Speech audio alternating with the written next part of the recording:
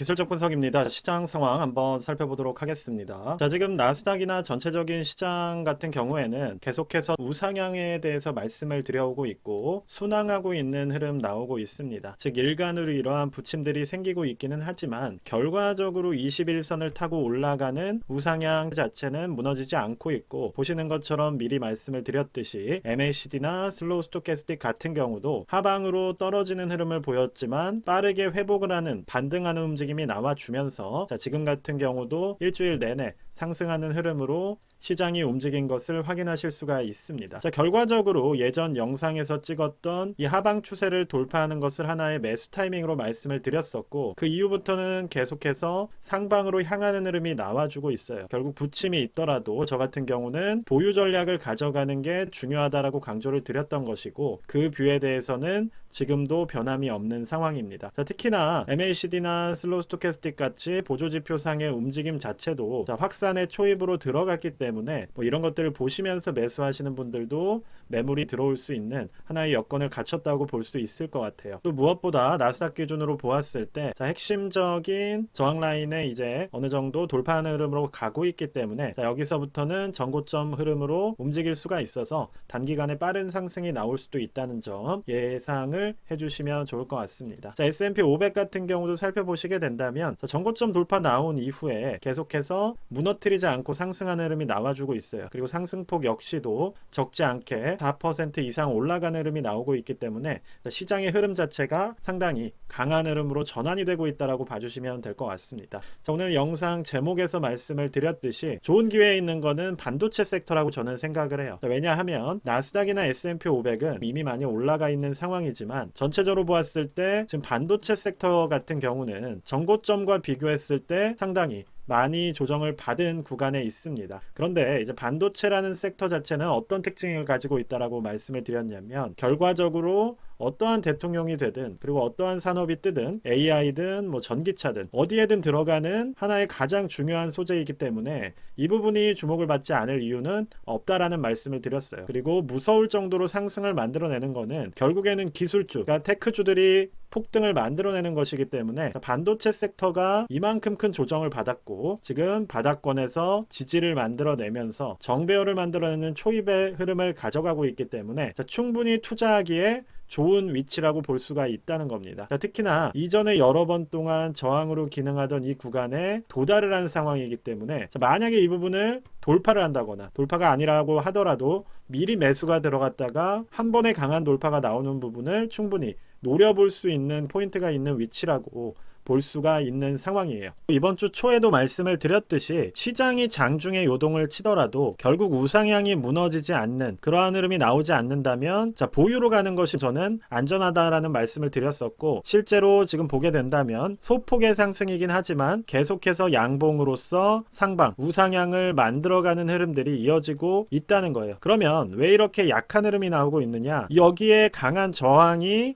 존재하기 때문이에요. 그러면 이 부분이 만약에 돌파가 되게 된다면 어떻게 되겠어요? 단기적으로 전고점과 전고점 돌파를 노리는 강한 상승이 나올 수가 있다는 겁니다. 자, 그렇게 되면 원지수로서도 10%가 넘는 상승이 나오는 것이기 때문에 우리나라 분들이 많이 투자를 하고 있는 세배 레버리지 같은 경우에는 30%가 넘는, 즉 상한가 이상의 수익률을 기대해 볼 수 있는 타이밍이 잡힐 수가 있기 때문에, 지금 같은 경우에는, 자, 반도체 섹터에는 충분히 관심을 가질 만한 구간이라고 말씀드릴 수가 있을 것 같습니다. 자, 러셀 같은 경우도 지금까지 지지부진한 흐름이 나오던 구간이었는데, 보시는 것처럼 장대 양봉으로 다시 20선 위쪽으로 돌려놓았기 때문에, 자, 단기적으로 어느 정도의 추세, 즉 5% 이상의 상승을 만들어낼 수 있는 흐름을 가져갈 수 있다, 이렇게 볼 수가 있습니다. 그래서 지금은, 자, 러셀이나 반도체주 같이 이전에 비해서 전고점에 도달하지는 못했지만 기본적으로 기술주를 포함하고 있는 그러한 섹터나 지수들을 팔로우를 한다면 충분히 좋은 수익률을 기대할 수 있는 초입의 모습을 보이고 있다라고 보일 수가 있을 것 같아요. 특히나 지금은 과열 구간이 아닙니다. 우리가 예를 들어서 과열 구간에 들어간 것은 아직은 아니기 때문에 전체적인 주봉이라던가 일봉으로 보더라도 큰 폭의 이러한 강한 상승이 나오는 것이 아니라 조금씩 심리를 회복해가는 과정에 있어서 실제로 탐욕이 더 커지는 과열 구간에 진입하게 된다면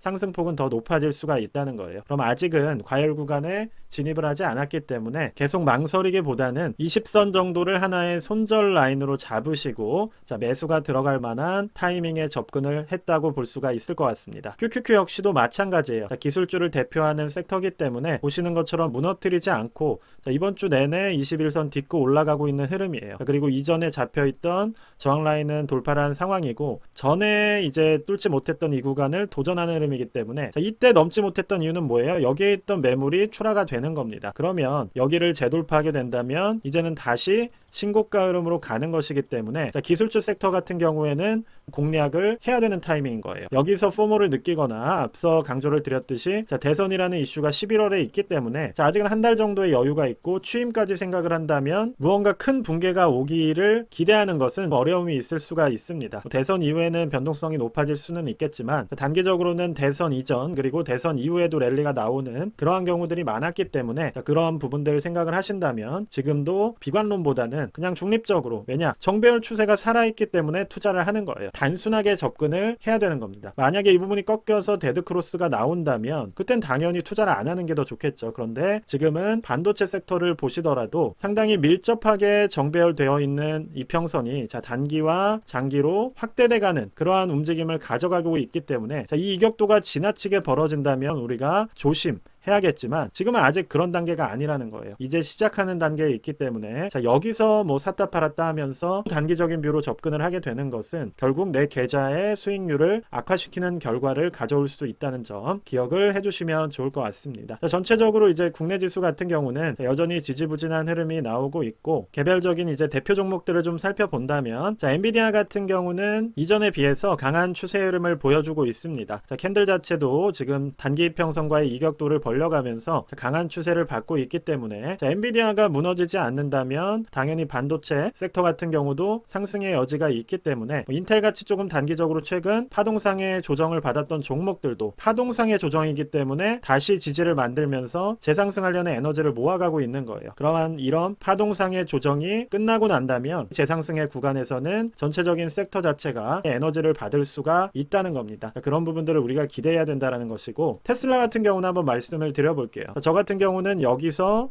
지지가 나와야 된다라고 말씀을 드렸는데 21선을 하방으로 돌파하는 흐름이 나왔습니다. 결과적으로 단기적인 이평이 뚫려버렸고 지지 구간도 유지를 하지 못했기 때문에 강한 하락이 나오게 됐다는 거예요. 결국 단기적인 지지 구간이 무너진 점, 보시는 이 추세 라인 자체가 뚫려버렸기 때문에 이 부분이 뚫린 것이 상당히 큰 하방 압력으로 작용을 했고 빠르게 물량을 털어내는 하락이 나왔다고 보시면 될 것 같습니다. 그런데 이제 계속 말씀을 드리고 있지만 테슬라 같은 경우는 우리가 뭐 한 번에 단기적으로 접근을 하기보다는 장기적인 뷰로서 조금 지켜보는 게 나을 것 같아요. 그래서 이러한 추세상의 저점에서 매수 기회를 오히려 가져가는 타이밍으로 삼아주시면 되는 것이고, 테슬라 같은 경우 주봉을 우리가 살펴본다면 여전히 20주선을 무너뜨린 것도 아닙니다. 20주선 상단에서 지금 지지를 받았기 때문에 이 부분이 골든크로스로 나아가는 추세를 살려가기만 해준다면 충분히 장기적인 투자로서 접근할 수 있는 종목이라고 생각을 합니다. 오히려 애플 같은 경우를 좀 보게 된다면